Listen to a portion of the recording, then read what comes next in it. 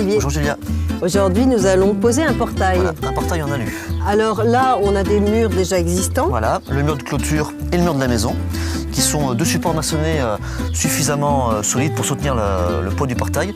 En général, en fait, un portail se pose entre deux piliers béton. Alors, est-ce que c'est gênant de venir faire l'enrobé après? Non, en fait, le jour où le client voudra réaliser son enrobé, il aura juste à décaisser l'épaisseur suffisante pour faire l'enrobé. Là, je vois, tu as déjà mis des petits plots. Voilà, j'ai repéré la hauteur du portail. Tu as pris les niveaux, quoi. Voilà. Et donc, j'ai pu aussi ensuite repérer la hauteur où on va venir percer pour les gonds. Donc, anneau perceuse. Donc là, Julia, habituellement, quand on perce dans un support plein comme du béton, on utilise une cheville à frapper en laiton.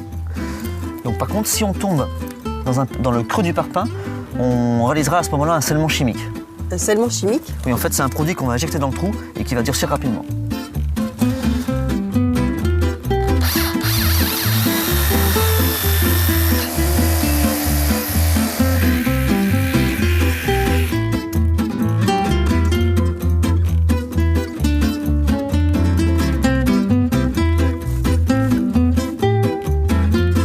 Alors Olivier, tu mets ton gond tout de suite, t'attends pas que le produit ait fait sa prise? Non, il faut que je les mette tout de suite mes vis parce que pour respecter l'écartement des fixations du gond, il faut tout de suite mettre la vis.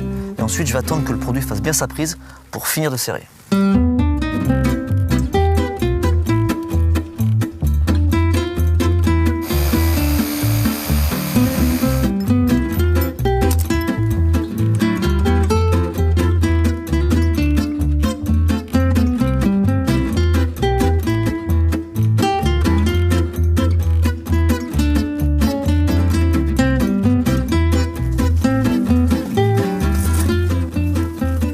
Pas mal Olivier.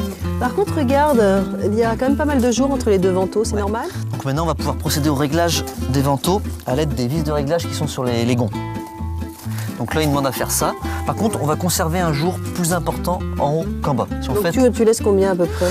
Je vais laisser 1,5 cm en haut et 5000 ou 1 cm en bas.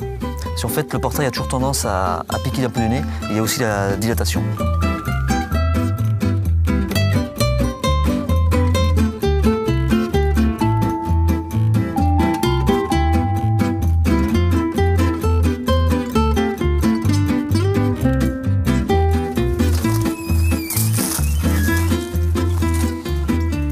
Alors ça y est Olivier, on a bien fixé notre portail, on l'a bien réglé.